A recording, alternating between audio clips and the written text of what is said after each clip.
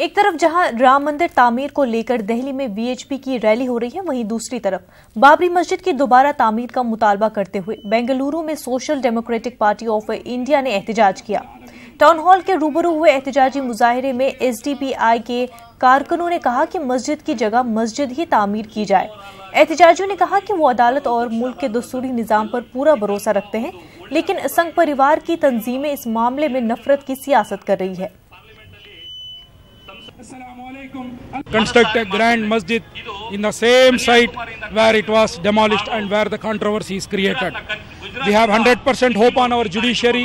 We have 100% hope on the system that we will get justice, inshallah, and we will build a grand masjid in the same site. And we want to say to the Sangh Parivar that the politics of hate will not work. The politics of divide and rule will not work.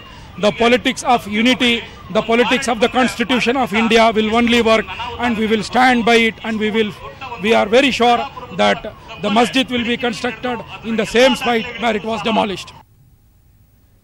Bengaluru से हमारे नुमाइंदे रऊफ अहमद इस वक्त हमारे साथ जुड़ चुके हैं। रऊफ, आपसे जानना चाहेंगे, बाबरी मस्जिद तामीर को लेकर एहतजाज हो रहे हैं, क्या कुछ मुतालबात है, क्या कुछ कहना है एहतजाजियों का?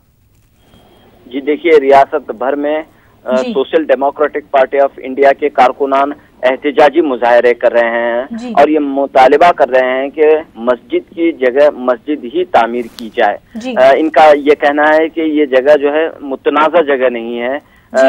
यहाँ पर जो है मस्जिद थी और जो जिसे गिरा दिया गया और जिसे शहीद किया गया, और इस जगह पर जो है मस्जिद ही तामीर की जाए। और इस सिलसिले में एसडीपीआई का ये भी कहना है कि वो अदालत में जो मुकदमा चल रहा है उस पर पूरा भरोसा रखते हैं और उन्हें उम्मीद है कि इंसाफ हो, अदालत से उन्हें इंसाफ मिलेगा। ये बात एसडीपीआई के एहतजाजियों ने कही और इसकी मांग को लेकर जगह जगह जो है एहतजाजी मुजाहरे जारी हैं एसडीपीआई के, और ये पुरजोर मुतालिबा किया जा रहा है कि बाबरी मस्जिद जहां शहीद की गई वहीं मस्जिद ही तामीर की जाए।